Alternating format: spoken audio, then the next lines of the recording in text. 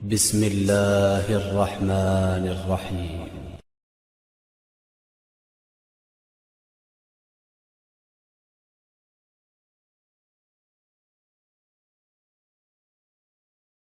نحمده ونصلي ونسلم على رسوله الكريم اما بعد فاعوذ باللہ من الشیطان الرجیم بسم اللہ الرحمن الرحیم۔ آج انشاءاللہ العزیز درس قرآن میں سورۃ البقرہ آیت نمبر 275 پارہ نمبر 3 سے انشاءاللہ ترجمہ تفسیر خلاصہ تفسیر اور اس کے تحت جو اہم مسائل ہیں وہ بیان کرنے کی کوشش کی جائے گی۔ اللہ تبارک و تعالیٰ ارشاد فرماتا ہے الذین یأکلون الربا لا یقومون الا کما یقوم الذی یتخبطہ الشیطان من المس ذلک بانہم قالوا انما البیع مثل الربا واحل اللہ البیع وحرم الربا فمن جاءہ موعظۃ من ربہ فانتہى فلہ ما سلف وامرہ الی اللہ ومن عاد فاولئک اصحاب النار هم فیہا خالدون۔ اس کا کچھ ترجمہ اس طرح ہے، جو لوگ سود کھاتے ہیں وہ قیامت کے دن نہ کھڑے ہوں گے مگر اس شخص کے کھڑے ہونے کی طرح جسے آسیب نے چھو کر پاگل بنا دیا ہو۔ یہ سزا اس وجہ سے ہے کہ انہوں نے کہا کہ خرید و فروخت بھی تو سود ہی کی طرح ہے، حالانکہ اللہ نے خرید و فروخت کو حلال کیا اور سود کو حرام کیا۔ تو جس کے پاس اس کے رب کی طرف سے نصیحت آئی پھر وہ باز آ گیا تو اس کے لیے حلال ہے وہ جو پہلے گزر چکا، اور اس کا معاملہ اللہ کی سپرد ہے، اور جو دوبارہ ایسی حرکت کریں گے تو وہ دوزخی ہیں اور اس میں مدتوں رہیں گے۔ اس آیت مقدسہ میں سود کے متعلق گفتگو فرمائی ہے۔ اس کی تفسیری خلاصہ میں جانے سے پہلے سود کے حرام کیے جانے کی حکمتیں بیان کر دیتے ہیں، پھر تفسیری خلاصہ بیان کریں گے انشاءاللہ۔ سود کو حرام فرمانے میں بہت سی حکمتیں ہیں۔ ان میں سے بعض یہ ہیں کہ سود میں جو زیادتی کی جاتی ہے وہ مالی معاوضہ والی چیزوں میں بغیر کسی عوض کے مال لیا جاتا ہے، اور یہ صریح ناانصافی ہے۔ دوسرا یہ کہ سود کی حرمت میں دوسری حکمت یہ ہے کہ سود کا رواج تجارتوں کو خراب کرتا ہے۔ سود خور کو بے محنت مال کا حاصل ہونا تجارت کی مشقتوں اور خطروں سے کہیں زیادہ آسان معلوم ہوتا ہے، اور تجارتوں کی کمی انسانی معاشرے کو ضرور نقصان پہنچاتی ہے۔ تیسری حکمت یہ ہے کہ سود کے رواج سے باہمی محبت کے سلوک کو نقصان پہنچتا ہے۔ جب آدمی سود کا عادی ہوا تو وہ کسی قرض حسن سے امداد کے رواج سے وہ پیچھے ہٹ جاتا ہے، یعنی کسی کو قرض حسن نہیں دیتا، اور پھر یہ کسی کی مدد کرنا گوارا ہی نہیں سمجھتا۔ چوتھی حکمت یہ ہے کہ سود سے انسان کی طبیعت میں درندوں سے زیادہ بے رحمی پیدا ہو جاتی ہے، اور سود خور اپنے مقروض کی تباہی اور بربادی کا خواہش مند رہتا ہے۔ اس کے علاوہ بھی سود میں اور بھی بڑے بڑے نقصانات ہیں، اور شریعت مطہرہ کی سود سے مانت عین حکمت مسلم شریف کی حدیث میں رسول اللہ صلی اللہ علیہ وآلہ وسلم نے سود دینے والے، سود لینے والے، اس کے کاغذات تیار کرنے والے اور اس کے گواہوں پر لعنت فرمائی ہے، اور فرمایا ہے کہ سب کے سب گناہ میں برابر ہیں۔ دیکھیں مسلم شریف کتاب المساقات اور مزارع، اس کی حدیث نمبر 1598 یہ حدیث نمبر موجود ہے، اس سے اس کو ملاحظہ کیا جا سکتا ہے۔ یہ سود کے متعلق تھا حدیث مبارکہ۔ سود خور قیامت میں ایسے مخبوط الحواس ہوں گے، ایسے گرتے پڑتے ہوں گے جیسے دنیا میں وہ شخص جس پر بھوت سوار ہو، کیونکہ سود خور دنیا میں لوگوں کے لیے بھوت بنا ہوا تھا۔ یہ جو سود ہے، سود لینے والا ایسا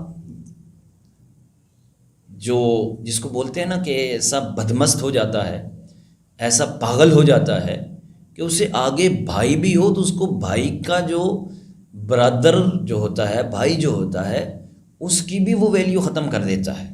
اس کو بھائی کی جو قدر ہوتی ہے، بھائی کے ساتھ جو معاملات ہوتے ہیں، وہ بھی سودی جو ہوتا ہے اس کے ذہن سے وہ ختم ہی ہو جاتا ہے، وہ رشتہ ہی ختم ہو جاتا ہے۔ اب اس کی ایک ہی صورت وہ سوچتا ہے کہ یا تو میرے پیسے دے یا پھر مر مٹے، مجھے نہیں پتہ کہ کہاں سے لا کر دے گا، مجھے میرا پیسہ چاہیے۔ اس کی یہ کیفیت ہو جاتی ہے جیسے پاگلوں کی ہوتی ہے۔ آج کل سودی قرضہ لینے دینے کا ابتدائی انداز تو بڑا مہذب ہوتا ہے، اچھے اچھے ناموں سے اور خوش کن ترغیبات اس کی دیا جاتا ہے، لیکن کچھ ہی عرصے کے بعد قرض دینے والوں کی خوش اخلاقی، ملنساری اور چہرے کی مسکراہٹ سب رخصت ہو جاتی ہے، اور اصل چہرہ بے نقاب ہو جاتا ہے، جو گالیاں دے رہا ہوتا ہے، غنڈے بھیج رہا ہوتا ہے، گھر کے باہر کھڑے ہو کر ذلیل اور رسوا کر رہا ہوتا ہے۔ دکان ہو، مکان ہو، فیکٹری ہو، سب پر قرض جو قبضہ ہے وہ قبضہ کر کے فقیر اور کنگال اور محتاج اور قلاش کر کے بے گھر اور بے زر کر رہا ہوتا ہے۔ یہ کس کی بات ہو رہی ہے؟ جو سودی لین دین کر رہا ہوتا ہے نا، جو سود پر پیسے دے رہا ہوتا ہے، دیتے وقت تو بڑی بڑی وہ سبز باغ دکھا رہا ہوتا ہے، یہ ہو جائے، یہ کریں گے تو یہ ہوگا، ہم آپ کو پیسہ دیتے ہیں، آپ پیسہ لگائیں گے تو آپ کا کاروبار بڑھ جائے گا، آپ آگے جائیں گے، آپ دوسرے ممالک میں چلے جائیں گے۔ اب وہ جو بھولا بھالا ہوتا ہے وہ اس کے لگی لپٹی میں آ جاتا ہے، جو چوپڑی باتوں میں آ جاتا ہے۔ اب وہ جب لے لیا، اب جب دینے کی باری آئی تو اس بیچارے کے پاس تو ہوتا نہیں ہے، اب جس نے قرض دیا ہوتا ہے وہ گلیوں میں آ جاتا ہے، گالیاں بکتا ہے، اس کو ذلیل کر رہا ہوتا ہے۔ یہ ساری کیفیت آپ نے ابھی سنی ہے۔ اسی آیت مقدسہ کا جو خلاصہ تفسیر ہے، تفسیر نعیمی میں بڑے آسن پیرائے میں سمجھانے کی کوشش کی ہے۔ جو لوگ سود لیتے ہیں ان کی پہچان قیامت کے دن یہ ہوگی کہ اس دن، جس دن مردے اپنی قبروں سے جب اٹھائے جائیں گے نا، ان کی کنڈیشن الگ ہوگی۔ کوئی سواریوں پر ہوگا، کوئی پیدل چل رہا ہوگا، کوئی آہستہ چل رہا ہوگا، کوئی دوڑ کر چل رہا ہوگا، کوئی پسینے میں ڈوبا ہوا ہوگا۔ اس کیفیت میں سود خور کی کیفیت کیا ہوگی؟ سود خور کی کیفیت یہ ہوگی کہ وہ پیٹ کے بوجھ یا جنون کی وجہ سے ایسے گرتے پڑتے چلیں گے جیسے ان پر دیوانہ وار کوئی جن نے حملہ کیا ہے، کسی بھوت نے، خبیث بھوت نے اس پر حملہ کر کے اس کو دیوانہ بنا رکھا ہے۔ کیونکہ وہ دنیا میں انسان نما جن تھا، انسان نہیں تھا، بلکہ وہ انسان نما خبیث شیطان تھا، کہ ایک مقروض پر ترس نہیں کھاتا تھا۔ اس کے مکانات، جائیدادات جتنی بھی ہیں ان کو نیلام کراتے وقت اس کی خانماں بربادی جو ہے اس پر رحم نہیں کرتا تھا۔ تو اب جب اس نے دنیا میں اللہ کے بندوں پر، اللہ کی مخلوق پر رحم نہیں کیا نا، تو فرمایا کہ اس رحم نہ کرنے کی وجہ سے اب اس کو یہ سزا مل رہی ہے۔ اور دوسری بات اس کی ایک بکواس کی وجہ سے کہ اس نے جو اللہ کے دی ہوئی تجارت کے نظام پر اس نے جو بکواس کیا تھا، اس نے جو اللہ کے دیے ہوئے اس نظام پر جو انگلی اٹھائی تھی، اس نے کیا کہا تھا؟ اس نے یہی کہا تھا نا کہ بھئی جو سود کو آپ حرام قرار دیتے ہو، ناجائز قرار دیتے ہو، تو یہ تجارت میں بھی تو یہی بات ہوتی ہے کہ ہم 1 روپیہ دے کے اس پہ 10 روپے لے رہے ہوتے ہیں۔ آپ تجارت کا مال دیکھو، جو 1 روپے کی چیز ہے آپ 10 روپے کی بیچ رہے ہوتے ہو، تو وہاں بھی تو آپ کو نفع مل رہا ہے۔ اس نفع کو، جو ملنے والا نفع تھا، اس کو آپ نے جائز قرار دیا، اور اس روپے پر جو ہمیں روپیہ مل رہا ہے تو اس کو ناجائز قرار دیتے ہو۔ تو اس کے اس بکواس کی وجہ سے جو اس نے قولاً کیا یا اعتقاداً کیا یا عملاً کیا، اس نے تجارت کو سود کی طرح فائدہ مند، ضروری اور جائز میں جائز ہے کہ جیسے تجارت کے بند ہونے سے دنیاوی کاروبار بند ہو جائیں گے، ایسا ہی سود کے بند ہو جانے سے جو ہے وہ کاروبار بند ہو جائے گا۔ اس نے یہ قیاس کیا تھا، تو کہا کہ یہ اس کا قیاس کرنا ہی یعنی تھا، اس کا یہ قیاس کرنا ہی غلط تھا۔ اس نے جو قیاس کیا یہ غلط تھا، لا یعنی تھا، تو اس کا یہ قیاس کرنا یہ اس کو اس نیج تک پہنچا رہا ہے کہ اس کو قیامت کے دن جنون کسی کیفیت اس پر طاری ہوگی۔ تو اس بات کو یہاں پر بیان کیا۔ اب اس سارے خلاصے کا لب لباب اور اس سے جو ہمیں اہم باتیں معلوم ہوئیں وہ یہ، خبیث جن بھوت کا وجود برحق ہے، اس کا انکار اس آیت کا انکار ہوتا ہے۔ جو کہے نا کہ جنات ہیں ہی نہیں، خبیث جنات ہیں ہی نہیں، اس میں ان کا کوئی وجود ہی نہیں ہے، تو وہ اس نص قرآنی کا انکار کرنے والا ہے، جو کہ نص قرآنی کا انکار دائرہ اسلام سے خارج کر دیتا ہے۔ دوسری کہ یہ خبیث جن بوت انسان کو دیوانہ اور مجنون کر دیتے ہیں، ان کے لپٹنے یا ان کی پکڑ لینے سے انسان بدحواس ہو جاتا ہے۔ آپ نے دیکھا ہوگا بعض اوقات کسی پر اگر جنات کے اثرات ہوتے ہیں تو وہ ادھر کی ادھر مار رہا ہوتا ہے، دیواروں پہ سر مار رہا ہوتا ہے، ادھر بھاگ رہا ہوتا ہے، ادھر بھاگ رہا ہوتا ہے، سڑک کے بیچ میں وہ کود رہا ہوتا ہے۔ بعض اوقات تو ایسے ہو جاتے ہیں کہ ان کو کوئی پتہ ہی نہیں ہوتا، وہ گندگی بھی کھا رہے ہوتے ہیں، برہنہ بھی ہو رہے ہوتے ہیں، تو یہ کیا ہوتا ہے، وہ بدحواس کر دیا ہوتا ہے، ان کا دماغی صلاحیت وہ ختم ہو جاتی ہے۔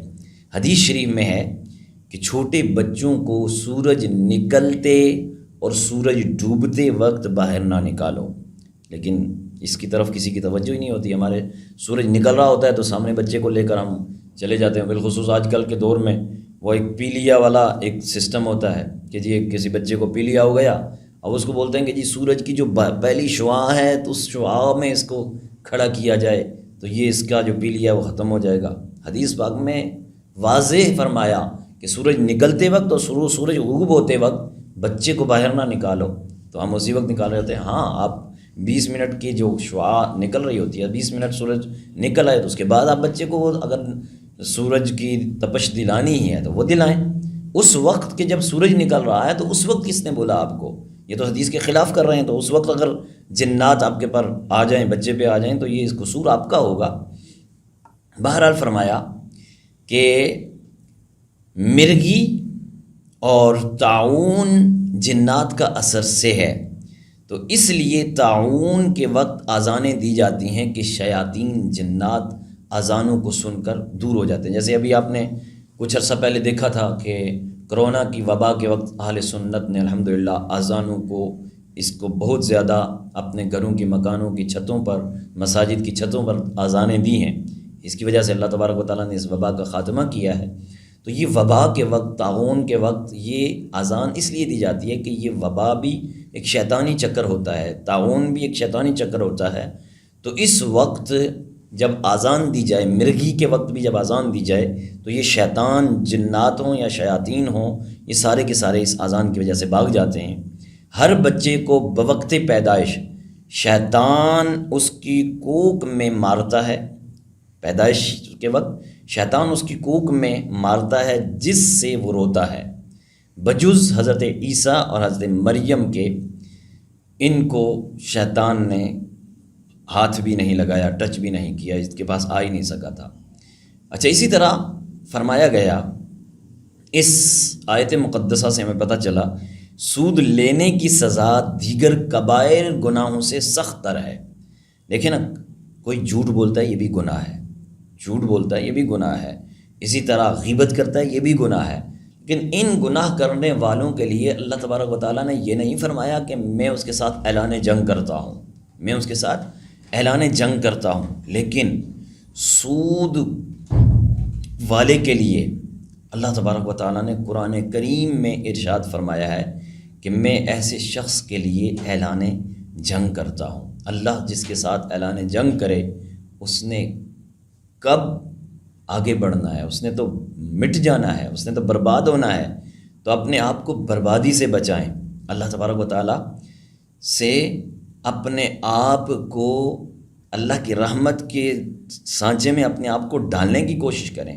دیکھیں اللہ تبارک و تعالیٰ قرآن کریم فرقان حمید کی سورہ بقرہ آیت نمبر 279 میں کیا ارشاد فرماتا ہے، جس میں آخر میں فرمایا فَأْذَنُوا بِحَرْبٍ مِّنَ اللَّهِ وَرَسُولِهِ، یہ 279 آیت ہے، فَأْذَنُوا بِحَرْبٍ مِّنَ اللَّهِ وَرَسُولِهِ، کہ سود خور جو ہے نا، اس کے ساتھ اللہ نے کیا فرمایا، اللہ اور اس کے رسول سے جنگ کے لیے تیار ہو جائیں۔ جو سود کمانے والے، سود کھانے والے ہیں۔ حدیث مبارکہ میں حضرت عبداللہ ابن سلام رضی اللہ تعالیٰ عنہ یہ کیا فرماتے ہیں کہ میرے آقا صلی اللہ علیہ وآلہ وسلم نے فرمایا کہ جو شخص سود لیتا ہے نا تو ماں کے ساتھ جو گناہ ہے، گناہ کبیرہ جس کو بولتے ہیں زنا، اس سے 70 درجے زیادہ گناہ ہے سود لینا۔ میرے آقا صلی اللہ علیہ وسلم نے فرمایا جو گوشت حرام پیسے سے یعنی سود سے اگے تو وہ سارے کا سارا نار جہنم میں تیزی سے جلایا جائے گا۔ حضور سرور کائنات صلی اللہ علیہ وسلم نے ایک اور جگہ ارشاد فرمایا، میرے آقا صلی اللہ علیہ وسلم فرماتے ہیں کہ جو شخص سود کا پیسہ کمائے تو اس نے اپنی ماں سے 70 مرتبہ زنا کیا، اس سے بدتر گناہ ہے سود کا پیسہ لینا، سود کا پیسہ دینا، سودی کاروبار کرنا، سودی لین دین کرنا۔ سود کی حقیقت اور اس کے مسائل میں سے ہم یہاں پر حقیقت بیان کرتے ہیں۔ سود جو ہے اس کی 2 صورتیں ہیں، ایک زیادتی کا سود اور ایک ادھار کا۔ زیادتی کے سود کی حقیقت یہ ہے کہ دو طرفہ ایک جنس اور ایک ناپ اور تول کا مال ہو، اور پھر ایک طرف زیادہ ہو اور دوسری طرف کم ہو۔ مثلا چاندی کے عوض چاندی دی مگر دی 4 تولے اور لی 5 تولے، تو یہ سود ہے۔ چاندی کی ہم جنس بھی ہے اور ہم وزن بھی ہے، لہٰذا تولہ یا رتی یا ماشا جب دیا جائے گا تو اسی اعتبار سے لیا جائے گا۔ 2 تولے دیا تو 2 تولے ہی چاندی لیا جائے گا، 2 تولے سونا دیا تو اس کے بدلے میں 2 تولے ہی سونا لیا جائے گا، کیونکہ یہ جنس بھی ایک ہے، ان کی قدر بھی ایک ہے، یعنی وزن بھی ایک ہے، وزن کے اعتبار سے بھی ایک جیسے ہوں گے۔ خیال رہے کہ ہم جنس وہ ہوتا ہے، یہ وہ آج کل کے ہم جنس پرست نہیں، ہم جنس وہ ہوتا ہے جو نام اور کام میں یکساں ہو۔ اگر نام تو یکساں ہو مگر کام مختلف ہو تو وہ ہم جنس نہیں کہلائیں گے۔ جیسے سرسوں کا تیل اور مٹی کا تیل، نام کے اعتبار سے تو تیل ہی ہیں لیکن ان کا کام جو ہے وہ الگ الگ ہے۔ سب کو تیل ہی کہا جاتا ہے لیکن کام کیا ہے؟ مٹی کا تیل جلانے کے کام آتا ہے، سرسوں کا تیل وہ کھانے کے کام بھی آتا ہے، وہ سر پہ لگانے کے کام بھی آتا ہے۔ اسی طرح بکری، گائے، اونٹ، ان کا گوشت اور دودھ، ان سب کو گوشت ہی کہا جاتا ہے، دودھ کو دودھ ہی کہا جاتا ہے، مگر ان کی تاثیر اور فوائد جو ہیں وہ جدا گانا ہیں، لہٰذا ان میں زیادتی کرنا سود نہیں کہلائے گا۔ ایک سیر بکری کے گوشت کے عوض میں ایک سیر گائے کا گوشت لے لینا یہ جائز ہے، اس میں کوئی مذائقہ نہیں ہے۔ اسی طرح ایک سیر گائے کا دودھ، ایک سیر اور 2 سیر بکری کے دودھ کے بدلے لے لینا یہ بھی جائز ہے، یعنی کلو کے اعتبار سے کلو کا یہاں اگر ہم کہیں کہ 1 کلو گائے کا دودھ دے دو اور 2 کلو بکری کا دودھ لے لو تو یہ بھی جائز ہے۔ 2 کلو بکری کا دودھ، 3 کلو بھینس کا دودھ لے لو یہ بھی جائز ہے، اس میں کوئی مذائقہ نہیں ہے۔ اگر ہم دیکھیں کاغذ اور چاندی یہ ہم جنس نہیں ہیں، لہٰذا 100 روپے کا نوٹ 110 نقد روپے کے عوض فروخت کرنا یہ جائز، 1 روپے نقد کے 17 روپے لینا یہ بھی جائز۔ اسی طرح 100 روپے کی جو نوٹوں کی گڈی ہوتی ہے یہ 110 روپے کے عوض لینا یہ بھی جائز ہے۔ جیسے عید کا سیزن آئے گا تو نئے نوٹ لیے جائیں گے تو اس میں یہ بات کا خیال رکھنا ہے کہ یہ ہاتھوں ہاتھ ہوں، ادھار پہ نہیں ہوں، قرض پہ بھی نہیں ہو، ادھار پہ نہیں ہو۔ آج مثلا یہ ہے کہ ایک بینک والے کے پاس جاتا ہے، کہتا ہے یار اس مہینے آپ مجھے یہ 1000 روپے جو نئے نوٹ ہیں نا یہ 1000 روپے دے دو، اگلے مہینے میری تنخواہ آئے گی تو میں آپ کو 1010 دے دوں گا یا 11000 دے دوں گا یا 1100 دے دوں گا، تو یہ ناجائز ہو جائے گا۔ یہ ہاتھوں ہاتھ لیں گے، اسی وقت لیں گے تو یہ جائز ہوگا۔ میرے آقا اعلیٰ حضرت نے چاندی، سونا، روپے اور پیسے کے بارے میں بہت ہی پیاری تحقیق کی ہے اور بہت ہی پیارا رسالہ ہے، نفیس رسالہ ہے۔ اس کا مطالعہ ہر ایک کو کرنا چاہیے، بالخصوص جو تجارت کرنے والے، لین دین کرنے والے، ان کو تو لازمی کرنا چاہیے۔ کفل الفقیہ الفاہم، کفل الفقیہ الفاہم یہ کتاب رسالے کا نام ہے، اس کا مطالعہ کریں گے تو انشاءاللہ بہت کچھ ہمیں ملے گا۔ اب سود سے بچنے کی تدبیر کیا ہے؟ یہ تو معلوم ہو چکا کہ سود میں دو شرطیں ہیں، دونوں مالوں کا ہم جنس ہونا اور ناپ تول میں یکساں ہونا۔ اگر ان میں سے ایک بھی شرط نہ ہوگی تو زیادتی حلال ہوگی۔ دیکھیں، 1 من اگر ہم گندم کے عوض 2 من جو لیتے ہیں تو یہ جائز، کیونکہ گندم اور جو ایک جنس نہیں ہے۔ ایسے ہی مرغی کے 10 انڈے دے کر 15 انڈے لینا یہ جائز، اگرچہ ہم جنس ہیں مگر یہ ناپ تول کی چیز نہیں ہے بلکہ گن کر بکتے ہیں۔ ایسے ہی حربی کفار سے نفع لینا یہ سود نہیں ہے، خواہ دارالسلام میں ہو یا دارالحرب میں ہو۔ ایسے ہی دارالحرب میں ان مسلمانوں سے نفع لینا سود نہیں ہے جو بالکل دارالسلام میں نہ آئے ہوں۔ جب یہ سمجھ آ گیا تو سود سے بچنے کی تدبیریں ہمیں خیال میں رکھنی چاہیے ہوں گی۔ نوٹ کی تجارت نفع کے ساتھ جائز، 10 کا نوٹ 15 میں، 100 کا نوٹ 125 میں بیچنا، لینا دینا یہ جائز ہے۔ چاندی کا روپیہ 10 روپے میں، چاندی کا 1 روپیہ 17-18 روپے میں لینا یہ جائز، کیونکہ وہ چاندی یہ روپیہ نوٹ ہے۔ اسی طرح سونے کا روپیہ جو 1 روپیہ ہے وہ 10 روپے میں لینا دینا جائز، کیونکہ یہاں پر جنس یہ الگ ہو گئی ہے، تبدیل ہو گئی ہے۔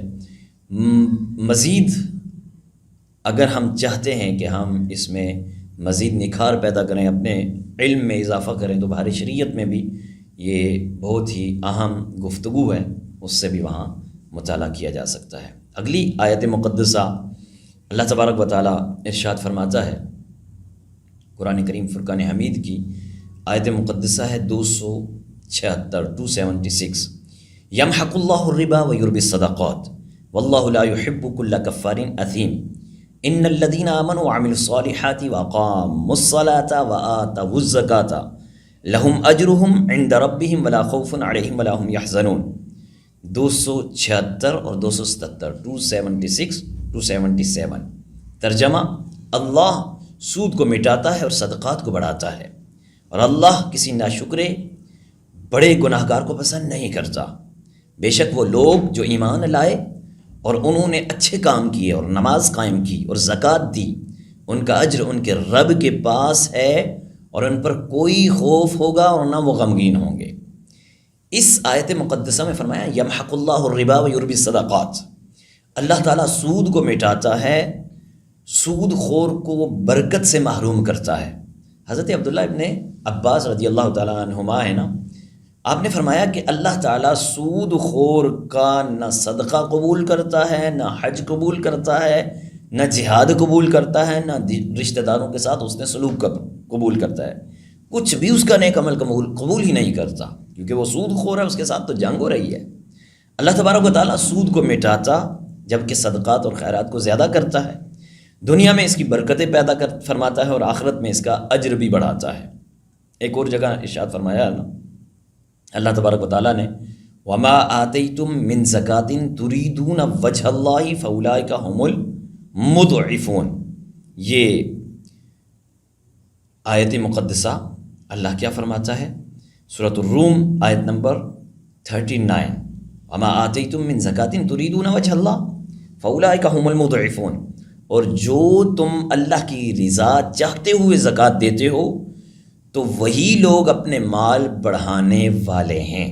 صحیح بخاری شریف میں حضرت ابو ہریرہ رضی اللہ تعالیٰ عنہ سے روایت ہے، حضور تاجدار ختم نبوت صلی اللہ علیہ وسلم نے ارشاد فرمایا، جو شخص کھجور برابر حلال کمائی سے صدقہ کرے اور اللہ حلال ہی کو قبول فرماتا ہے تو اللہ تعالیٰ اس صدقے کو قبول فرماتا ہے، پھر اسے اس کے مالک کے لیے پرورش کرتا ہے، جیسے تم میں کوئی اپنے بچڑے کی پرورش کرتا ہے، تربیت کرتا ہے، یا اپنے بچڑے کی تربیت کرتا ہے، اس کو پالتا ہے، یہاں تک کہ وہ صدقہ پہاڑ کے برابر ہو جاتا ہے۔ یہ اللہ تبارک و تعالیٰ نے ارشاد فرمایا کس کے متعلق؟ جو صدقہ کرتا ہے، جو خیرات کرتا ہے، جو زکوٰۃ دیتا ہے، جو اللہ کے بندوں کی خدمت کرتا ہے، ان کے متعلق اللہ تبارک و تعالیٰ نے یہ ارشاد فرمایا کہ انما الصدقات، سے اس آیت مقدسہ کی تائید بھی فرمائی۔ اور پھر آگے چل کے اللہ تبارک و تعالیٰ نے اسی آیت کے سیکونس میں، اس کے عوض میں، اس کے متعلق جو حکم ارشاد فرمایا کہ اللہ تعالیٰ دنیا میں سودی مال کو برباد کر دیتا ہے۔ جس مال سے زکوٰۃ نکالی جاتی ہے اس کو بڑھاتا ہی رہتا ہے، کیونکہ اکثر سود خور کا انجام فقر ہے۔ سود خور جو ہوتا ہے وہ لوگوں کا برا جانتا ہے، اسے کوئی امین سمجھ کر اپنی امانت نہیں سونپتا، اسے ہر ایک فاسق اور فاجر کہتا ہے۔ وہ فقراء اور غرباء جو اس کے ہاتھ تباہ ہوئے دن رات اس پر لعنت بھیجتے ہیں، اس کے لیے بد دعائیں دیتے ہیں، اس کے مال پر ہر ظالم، چور اور دست دراز کرنے والے کی نگاہ ہوتی ہے۔ وہ سمجھتے ہیں کہ یہ پیسہ اس کی محنت کا تو جمع ہی نہیں ہے، مگر سخی کا اس کے الگ ہوتا ہے۔ سخی جو ہے نا، سخی کے مال میں بہت برکت ہوتی ہے۔ کیوں کہ وہ جب اللہ کے بندوں کی پرورش کرتا ہے نا تو رب تبارک و تعالیٰ ضرور اس پر کرم کرتا ہے، روزانہ اس کی عزت بڑھتی رہتی ہے، اس کی تعریف کرتے ہیں لوگ، دل اس کی طرف مائل ہوتے ہیں، فقراء اور مساکین اس کے حق میں دعائیں خیر کرتے ہیں، اور ایسے آدمی کے مال پر ظالم اور چور کی نظر کم ہوتی ہے۔ یا اللہ تبارک و تعالیٰ آخرت میں سود خور کو ہلاک کر دے گا، اس کا صدقہ، اس کا حج، اس کے جہاد، اس کا صلہ رحمی سب برباد ہوگا، کیونکہ اس نے ساری نیکیاں سودی پیسے کے ذریعے کی ہیں۔ خراب تخم سے پھل بھی خراب ہوتے ہیں۔ جو بیج ہوتا ہے، خراب بیج اگر ڈالیں گے تو پھل بھی خراب ہی ہوگا۔ اس کا مال نہ اسے موت کے وقت کام آئے گا، نہ موت کے بعد کام آئے گا۔ جب حلال مال جمع کرنے والے امراء 500 برس بعد جنت میں جائیں گے تو اس حرام خور غنی کو کیا پوچھنا؟ رہا سخی تو اللہ تبارک و تعالیٰ اس کے صدقے بھی قبول کرتا ہے، اسے بڑھائے گا، صدقات کو بڑھائے گا، اس کے صدقات جاریہ کو جاری رکھے گا۔ اس کے صدقات جاریہ موت کے بعد بھی اسے کام آئیں گے، موت کے وقت بھی اسے کام آئیں گے۔